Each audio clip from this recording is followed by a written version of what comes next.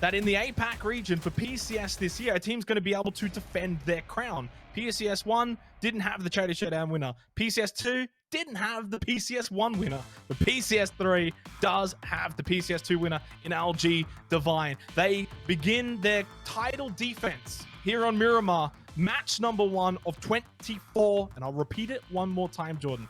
A highly good start is highly important. It is indeed, and for all of those top 3 teams, we're going to be keeping our eyes peeled as to how they go over the course of the 4 games tonight. But there are plenty of other competitors. It's not just those 3 that can potentially make inroads. You think about Sharper, they're a team that managed 3rd in PCS 1, so they're up there as well. They're a team that we need to keep an eye on. Bay, they've brought Jukesy in, Flood traded out in that respect, but they were the team that came 5th in PCS 2. Victim Rise is back. They were 4th in PCS 2 as well. So there are plenty of teams. I'd say there's probably, I'm going to just throw out 7 or 8 teams within this competition, I think, that can come away with a victory and be able to really push towards the top end of things. So you may have, I don't know if you've just noticed what I've done, but your beautiful GIF mug that was in our Discord chat was absolutely tripping me out. So I had to get rid of it. Out. All I heard was coming through from Discord. Well, that's why you put it on busy. Either way, let's get in game number 1, Miramar, which of course, for maybe those a little bit new to PUBG or not, it is typically a lot slower than our end goal for the beginning phase. One team, though, we are watching right now, Angel Alliance from the Philippines. It's going to be their first time here for PCS APAC. Usually it's Archangel Predator is actually usually our solidary Philippines team that typically makes it through. Angel Alliance was actually the team that finished 2nd in the Philippines series for PCS 2. So they just missed out last time. This time they didn't miss out, and they're here to prove that the Philippines region can mix it with the big dogs, which I'm going to be brutally honest though, Jordan, so far throughout 2020, it hasn't really been the best from what is usually Archangel Predator. I think except for Charity Showdown, they did overperform a little bit there.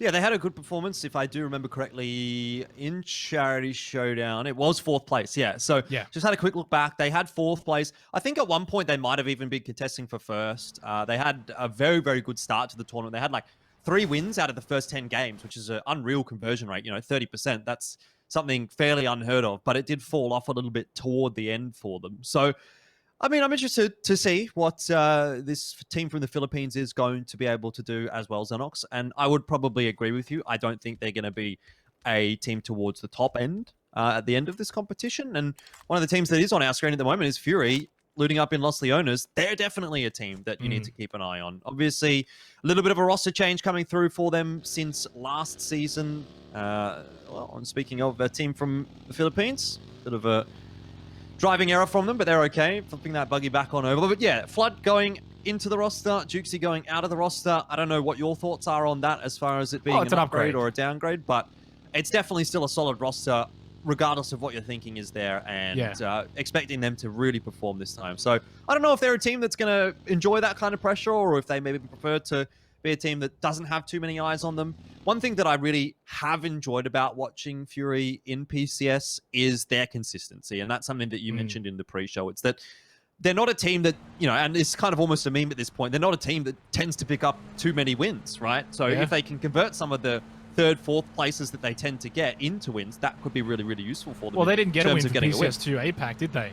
Yeah, exactly. Yeah. But they were one of the teams that like almost always seemed to be in the top 5 and almost always seemed to be getting 3 or 4 kills on the board, even if they had an awful game. And I think that's really important as well in terms of just keeping your games ticking over, keeping your points ticking over, and it at least gives you that feeling that, oh, like we're in it, right? We're not getting completely banged out of the server here and there and getting nothing done in any given game. So that's one thing that I like about the brand of PUBG that Fury brings to the table, which is a little bit different to what some of these other teams do pick up. And some other teams, I think you can look at Buriram, for example, in that they have these massive, massive games, but then they also have these games where they go out with 0 points and you're just thinking, oh no, like that can really come back and bite you in the end. And it did for Buriram, right? They've been consistent towards the top. They've had 3rd, 2nd, and 3rd, but they haven't been able to find a win, despite the fact that they have been one of the better teams for a very, very long time here in PCS. So maybe this is their time, right? For Buriram, maybe coming into PCS 3, they'll finally be able to turn what has been good performances into a great performance. Hydra Gaming, one of the new teams here for PCS3 Apac from Vietnam. Rabbit just got to be careful trying to bring back that pickup truck. They are inside of the circle here. We've got a very western circle for phase number 1, for game number 1. All the way out to Monte Nuevo. LG Divine, of course, are going to have a lot of eyes on them throughout this event as a whole. Nikki, Levi's, Namc. I don't believe that's a name change. Is Jun new to the roster? They had Turtle for PCS2. So I imagine there is a change there. And there's actually a knockdown there as well from Jun onto Rabbit. That'll be a safe revive, though. And you know, I guess it's the staple of Miramar, isn't it? Knockdowns early on. Revives will come out. You can see the circle there on your screen. Ferox close by to Monte Nuevo. Chumacera open for now, which looks like Fury can push into there if they want. Daytrade Gaming to the south side of La Drilla in a really good position. And they're a good team to keep an eye on as well throughout this season of PCS APAC, as Bay are on the move. And sort of going back to an earlier topic you mentioned, the sort of Juxi and Flood swap, because that's really what it is. It's a swap. Yeah. I mean, technically Juxi was dropped and then Flood was acquired and then Juxi went to Bay, but it's as if they actually swap teams. Look, it's an upgrade. I think Flood's the better player. But I think Juxi in this environment for Bay can flourish. Less expectations as well. Can certainly just aim for a top 5 finish, and that is successful for Bay. I think Bay, though, of course, are going to want to win, but there's less expectations to do so, whereas Fury, now especially with the acquisition of Flood, who I think at the moment is probably the best player in Australia, that pressure, of course, of tying first in PCS2 APAC and now returning here for PCS3 APAC is going to be paramount. Another team that's had a bit of pressure throughout 2020, Cerberus Esports, and Jordan, they haven't lived up to it. They've got one final event to potentially get something out of this year. They've had a bit of an interesting run, haven't they? Because we've always come into these PCS events and sort of said that Cerberus is one of the better looking teams. They're a team that we expect to perform. And I think it's largely due to the fact that we've seen a lot of them in PCS. They played since Charity Showdown. They were there for PCS 1 and 2. The problem is that their results have been a bit up and down, right? They had a 12th and a 13th in Charity Showdown and PCS 2 respectively. PCS 1 is where they really flourished. They got a 5th place there. And I think maybe there was that context around the PCS 1 result where we thought that they might actually end up finishing off in 1st place, and then they had some roster issues. Hey, Saki had, you know, some personal issues that he wasn't able to play on the last day or the last 2 days or something like that, that sort of put a bit of a sour taste in their mouth and seemed to have slowed things down a little bit for them. But it's evident that the ability at the very least is there. If things are going their way, if they're performing well, at one point they were in 1st place in PCS 1 and it looked like they would actually win PCS 1. So it's one of those teams where I've looked at them and, you know, I don't tend to like to bandy the word of potential around, but I feel like that team is the epitome of that word and that kind of, not a meme, but that kind of a joke, right? It's you almost always come into a tournament and you always talk about teams with potential. Well, if there is one team in this 16, it's going to be Cerberus Esports for me. You know, they have had those kinds of positions, but the extenuating circumstances have forced them away from better results than what they might have had otherwise. So hoping to see them come back in here. And I think another thing to sort of, you know, put a tick in their book is the fact that they've been able to make it back into PCS again. You know, this is their 4th appearance. One of the few teams, well, I mean, few, 1 out of 6 teams that have made it to all 4 of these tournaments. So I think that speaks for something as well. It certainly does. We've got our phase 2 circle, by the way, already. Not a lot happening in phase 1, no surprise there. Still a couple of teams with the late rotations. Division X Gaming up towards El Pozo, going to come in quite late from the future, which is not the same from the future from the previous event. Completely new roster, just the same name. Not sure if it's an actual organization or not, but regardless, they are back under that banner, just under new players. Buriram United, south of the phase 2 circle, actually in very close proximity to Chumacera and Fury. Unicorn are also over there as well. Now, Hydra Gaming, we just saw them make the move. They go up north. They are close to Ferox, who are on the move already very quickly here, and not much of a surprise. These teams on the western side of what is essentially this Monte Nuevo highway do need to cross over and get over towards La Drilla. Otherwise, they are going to get pinched, and they're going to find themselves in a bit of a death valley. LG Divine's a team that also needs to make their way over too. Battle Arena Elites, I'm not sure if pulling up early is what you want to do. Cerberus and these whites have got a good vantage point.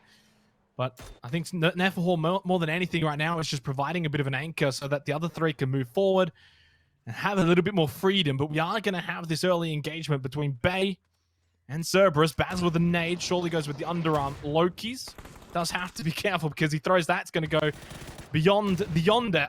And it's Sophia who pushes up first. Does get the knockdown onto Subang. It's our first knock of the tournament.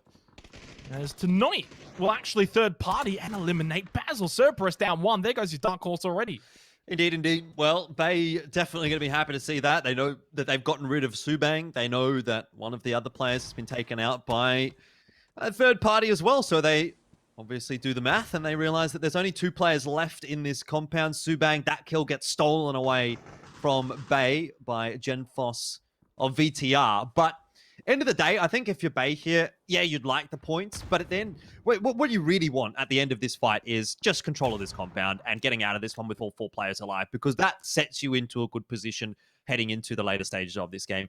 If they get 1 or 2 points out of it, yes, bonus points, that's going to be good. But given where they were at on that rotation, things were looking a little bit dicey from them. I think you'd take it where they're at right now with all 4 players alive, and a very high likelihood of keeping all 4 players alive if they play this one out correctly and trade well as they look to breach. Yeah, they've already done the hard part, haven't they, crossing that road? Although this push is not looking good at all. Jukesy, Neferhor both knocked down. So Lolzy, lolling his way back into the room. Loki's, though, finally does eliminate him before more damage has been done. Hosaki had a Molotov, but is too far back over at the shed. In fact, I think it even ended up Molotoving himself. Jukesy and Neferhor should get picked back up, but was looking a little bit dicey for a brief moment of time for Battle Arena Elites, but they do salvage the situation. They get the kill, they get the compound. They are on the very northern tip of this Phase 2 circle. In 15 seconds time, we'll find out if they're about to be rewarded or if they're going to have to get a move on down south, potentially 10 seconds until that Phase 3 circle, as Neferhor is brought back up. 4 up, 1 kill, pretty good in the end. Yeah, it seemed to almost be like a little bit of miscommunication there for Bay. I don't know if you picked up on it, but Loki's like turned around and looked in the room behind him instead of running straight into the room in front of him and finishing off the remaining player from Cerberus. But either way, works out pretty nicely. Still interested to see if something like that continues for Bay. Here's the circle shift for you, and it's gone fairly central. Nothing too crazy for game 1, which is nice to see. It's good news for Bay because they are still inside of the circle.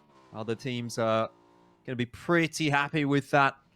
Are going to be the likes of Sharper Esport, who are sitting basically smack bang in the center of things, and Angel Alliance, the team from the Philippines. This is intriguing to see Flood in action early on with that barrel against From the Future. Flood's are going to be a tough task for them to deal with. Meep and Zuzu, that might just be my favorite name for 2020, has been knocked down, and Flood's going for the execution already. Primed nade. Look at that, just throwing straight through the window. The bounce. Oh, Flood celebrated his 13th birthday not too long ago and looks to finish off 2 members of From the Future, and the other 2 members are just going to back out, back to where they came from, other side of the road, and they're in disarray. Yeah. I should say it's not actually 13, it's just a running joke. I hear Flood is actually taking part in Movember as well, so if you're interested in checking that one out, hit him up if he can do that on @FloodPUBG and ask him for some pictures of the new Mo. Not a great start for Fury. They've lost Ronan, so down a player here. Actually, potentially down 2. No, Waikakamukau is down in Tumasera, so it's a 2-1 split now for Fury, with Waikakamukau, if he does end up having to rotate back up to his teammates, needing to go through Purple Mood Esport. So it won't be a particularly enjoyable time. Division X is actually a team we probably haven't spoken enough about, considering they are one of our winners earlier on in 2020 at some point. The same roster as well. They've got the potential to cause, upsets, essentially. There's a quick little pick and challenge code, by the way. Get that one in quick. But yeah, look, they are a team to keep an eye on. They can definitely cause spoil to what is, I guess, maybe the proverbial top 3 that we sort of touched on earlier, which there are a couple of teams like that. And we've already spoken about Cerberus at good length, even though having a bit of a tough one here for the first game. But Division X Gaming. You got Day Trade is another one too. Sharper Esports, formerly Golden Cat. It's a very, very tough lobby that I think we've gotten here for the final PCS3 APAC, because everyone should know each other a little bit more than, say, they did for Charity Showdown and PCS1 earlier on in 2020. There's the leaderboard, which of course will slowly update throughout the coming weeks. As it stands right now, we have got a couple of teams all tied in first. We do indeed, and a couple of teams down to only a couple of players remaining. Cerberus with 1, FTF, that's from the future, with 2. So those 2 teams are the ones that are really struggling at the moment. There's a nice little feed, though, for Heisaki. He still remains in the center of the circle there for Cerberus. He might be able to nab a placement point or 2 here. The teams that I'm interested to see where things go from here for are the ones down towards Chumacera. The likes of Buriram, Fury, Purple Mood Esport. Those are the 3 that coming in. You look at them and you think, maybe only 2 out of 3 of these are going to make it in. And already starting to see that come to a head here as Waikika Mukau and Insight get a couple of knocks onto some Purple Mood players. Mad Dog struggling to steal the kill away, but will get it onto Bossons. So that's a point on the board for Angel Alliance. In fact, a couple of points on the board for Angel Alliance. The team from the Philippines at the top of the standings at the moment, alongside Fury. Interestingly enough, the team that they were taking the points from. So yeah, it's an interesting start, isn't it, for Fury? Because it's always nice to see them, in a way, being involved in these fights early on, because that's something that we've sort of always associated them with, is being able to get a lot of points early on in these kind of early game fights. But on the same token, they have lost a player for it. So we'll see how they do negotiate things from here. Nordra, one of the players to watch, definitely, in PCS APAC, is getting off to a decent start alongside Buriram. Forces Rocky Gyms right into Kanaxi, who will make short work of him, and Buriram get themselves a point on the board as well. And that is a very nice grenade. That's the end of Purple Mood. And just as I said at Xenox, only 2 out of 3 of the teams from Chumacera are going to make it into this circle, and it seems that will be Buriram and Fury. Not too surprising, considering those are 2 of the top teams in PCS APAC. Well, this is the thing. Is Buriram United ready to take this next step and get this win at a PCS event? They've been close so many times before. Always the bridesmaid, never the bride, is usually the terminology for it. But this time could be the time for Buriram United. Typically carrying the fate of Thailand on their shoulders towards the back end of the season. Well, Simon just going to send Sophia back prone, going for a heal. We're into phase 4 now. Minute and 5 seconds until phase 5. Day Trade looking great. I think you mentioned before, Sharper Esports as well in a really good position. Angel Alliance as well. I love their spot on the eastern side of the circle. They can look down to the south, which Buriram and Fury are going toe-to-toe. And it is going to be Kanaxi and Edie eliminating Insight. That means they're just down to 2 players here for Fury. Not the best start. I know they've got 2 points, but you want to start well. I don't know how many times I'm going to say it tonight. Probably a few more, Jordan, but it just goes without saying that, you know, as we've seen throughout the year, if you start well, you give yourself a chance to win. If you don't start well, it's a long climb back. There goes Flood and Waikika Mukau actually to Algin bots of Angel Alliance, and they take first spot back for the time being. 4 up still for Bait. They do have Hydra Gaming on their doorstep, though. Nades in. Loki's going to try and lead the front line here for Battle Arena Elites. Jukes going to hold back, play that Overwatch position from the shed that they took earlier on in the piece. So the other 3 will hold the front 3 position. So it's kind of like a 3-1 split right now for Bay up against Hydra Gaming. Brendan, in the meanwhile, has gone down to the blue, but this is the engagement that is going to make or break this game for both Hydra Gaming and Battle Arena Elites. The circle has shifted. It's gone south of both, so they both have to make a move. And neither really will feel comfortable doing that when they have the other at their back. It's Bay that have the high ground, and one could argue a slightly better position because they can kind of cover off Hydra Gaming. Hydra Gaming has to sort of come past Bay to get into the circle. But it seems like Bay isn't too eager to start this fight off either. Loki's maybe now with this flanking maneuver might be able to get around the side, potentially of Simon if it's not being covered off. This could be the opener that Bay is looking for. Loki's having spotted one out. Big spray through. In the meanwhile, actually a grenade lands on top of Nefahor, and Loki's can't land all the shots that he needs. So Bay are just going to have to give this one up. They'll have to give Nefahor up, and I think that's where you just cut your losses and decide, Let's get out of here. Try and get into the circle and play this one out with 3. Yeah, it's a strange one. I mean, they didn't get any favors from the circle here for phase 5. Definitely going down to the south. They have to move. But they just had to hold the position. They really had the better position here against Hydra Gaming. Sophia's just going to try and wait, but this blue zone is not going to tickle. It's going to start to really hurt. Does get the knockdown onto Simon, goes for the quick flush. Essentially just trading 1 for 1, which I don't mind in this situation because Sophia was going to go down to the blue. They're so far away. Loki's got back, along with Jukesy. They could move forward, but Sophia was not getting out of there and at least does secure a point for Battle Arena Elites. Gets them to 2. They've got 2 still alive. They move forward. They actually are inside of the circle as well in this shack. So not the worst case scenario, considering Hydra Gaming have only got 2 left. They're both running in close to the blue. They're about to run into Magic Esports as well. They are in a far worse off position. LG Divine, though, from above here on Ladrillia, they do have this high ground advantage against Ferox, who we have not really seen Ferox at all. And I hope that's not going to be the case. I hope they're not going to play passive and scared throughout PCS Apac. They have to be aggressive. They've got to make sure that they don't hold themselves back. They're down to 1 player in this game, not the start they would have been looking for, versus a team that's kind of making their debut here. Angel Alliance are having a great start. 4 kills, 4 alive, good position, and they now can wipe out Victim Rise.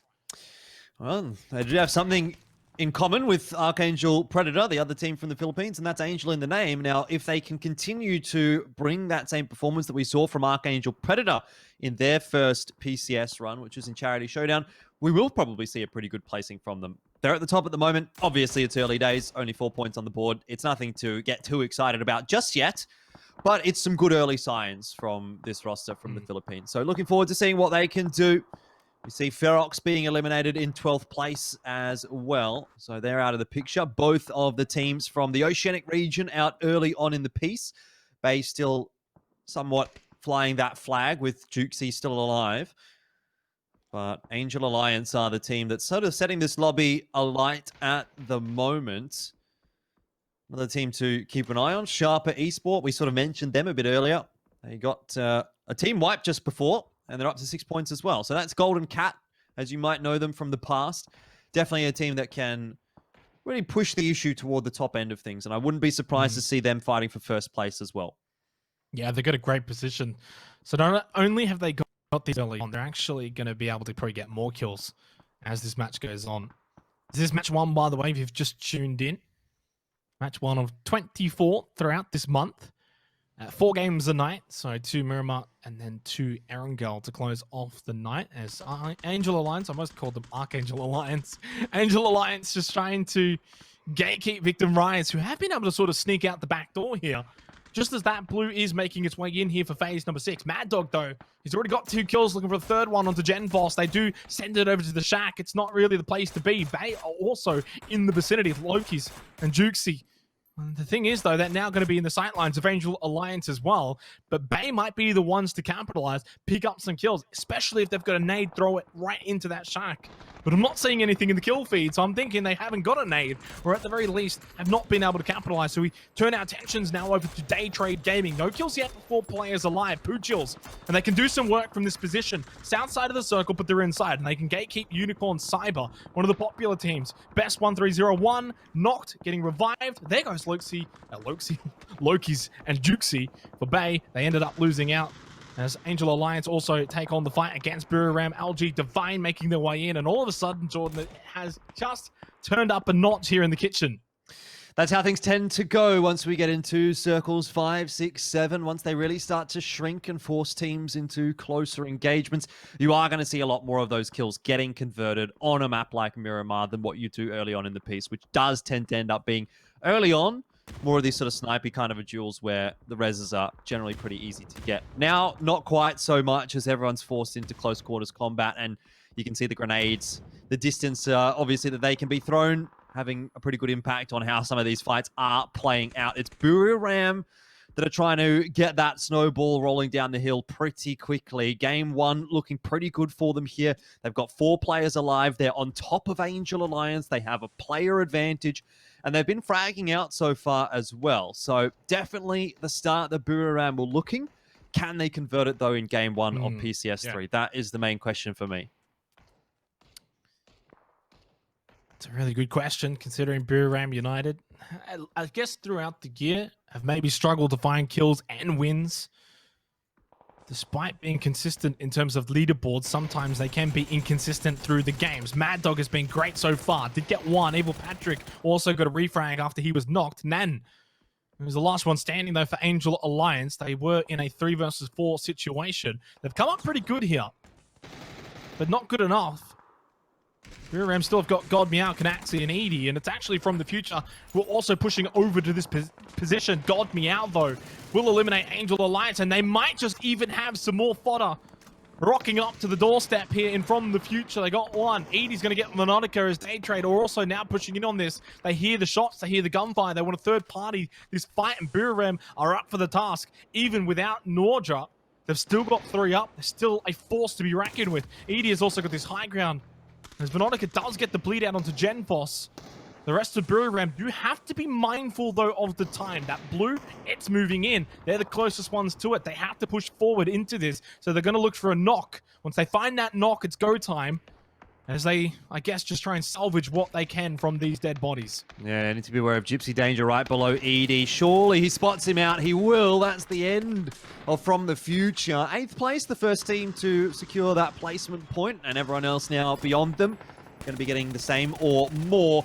This was never going to be a win for Buriram. The run that they had to take to get into the circle was so difficult, but at the very least, Xenox, 10 points on the board for game number 1 is not going to be too shabby at all. You'll take that there. They had like 11. 2 or 3 teams to actually get through and to come away with even more kills. Yeah, not being able to get into the circle, not being able to play the late game out here is a little unfortunate, but 11 points. You talk about what kind of average you need over the course of a season to be up towards the top, and it's something like 8 to 10 points on average is generally going to be enough to actually get you first place. So Buriram with 11, very, very good. It's not easy to get 8 to 10 points a game, but that's typically what ends up happening. Now, Sharper Esport, 6 kills so far, courtesy of Tenoit. Division X, this is almost like a charity showdown / PCS1 showdown at the moment between these two teams, formerly Golden Cat, Sharper Esport versus Division X Gaming. Neil's been knocked down by Kamal, so that's Victim Rise. Now, that's actually from the other side of the circle here for Phase 8. It has really shrunk down. Maximus, though, going for the reload, doesn't have enough time because Long K... Oh, he just picked up a triple kill! Oh, baby! An early triple highlight from Long K of Division X Gaming. He literally caught that man jumping down behind him from top of the roof. And he's just eliminated Sharper Esport, down to 5 teams remaining here for match 1. That was insane from Long K. You don't see something like that every day, and it's kept Division X Gaming in the game, and it might even give them the lead after game 1 of PCS 3. Definitely off to a great start. One of the teams that has had really, really good performances in PCS Apac before, and we're expecting big things from them again. And if they can bring that kind of gameplay to the front, then we'll definitely be seeing it. Day Trade, Victim Rise, down with 2 players as well. LG Divine as well. And Cerberus. They've got Heisaki. Remember, Cerberus was the team that had the worst of starts here for game 1. And yet, they are one of the teams that is going to get some decent points on the board. They're up to 9th place at the moment. Maybe some more placement points even available for them. Maybe a cheeky kill point here or there for Heisaki. Every point matters in a game like this. Long K, well, he had a pretty damn good play just before, but that one didn't last long because he's driven right in front of LG Divine and he's been picked up quite easily by an AMC. Does leave his teammate alone, but either way, Division X Gaming, 8 points, 8 kill points, and 11 points total. It's not a bad start for them at all here in PCS 3 either. Yeah, not much Fergus is going to be able to do as well up on this high ground. He's not getting down that blue. May as well just go down to the blue. Wants to try and maybe hold on for a second, see if it gets him into the top 4. Doesn't work out that way, though, Fergus. It's going to be 5th place for Division X Gaming. Fortunately, they did their work through getting those kills, and they will remain tied with Buriram United after the first match, both on 11. Flash onto Flash. And the smoke, though, at least providing that visible cover, I guess. Kamal's still alive for Victim Rise, although not for much longer. Heisaki has risen up from the grave. He's been quiet for the entire match, but has now got Cerberus up to 7 points. Now spotted, though, by Poochills. One final frag grenade in the hand of Poochills. I feel like... Oh my god, what a name for Poochills. I feel like we're about to give $1 million away on who wants to be a millionaire. Just yeah, this music is intense, but that grenade also just bouncing off his head. Hey, Saki and I having a good time there. 2v2 though. Get hyped, ladies and gentlemen. It is the final stages of Game 1 of PCS 3 Apac. It's a 2-on-2 between Day Trade Gaming and LG Divine. Bearing in mind, LG Divine are the defending champions in PCS Apac. So if they can start off with a win, get themselves to the top of the scoreboard, that would be great. And that is a good way to start the 2v2. NAMC puts Poochills to bed, and it is now a 1-on-2 for Flash to negotiate. Levi is an MC looking to take the first chicken dinner of PCS 3 Apac. Sort of picking up where they left off from PCS Apac number 2. That's winning. That's what LG Divine do, and they do it quite well. They will take the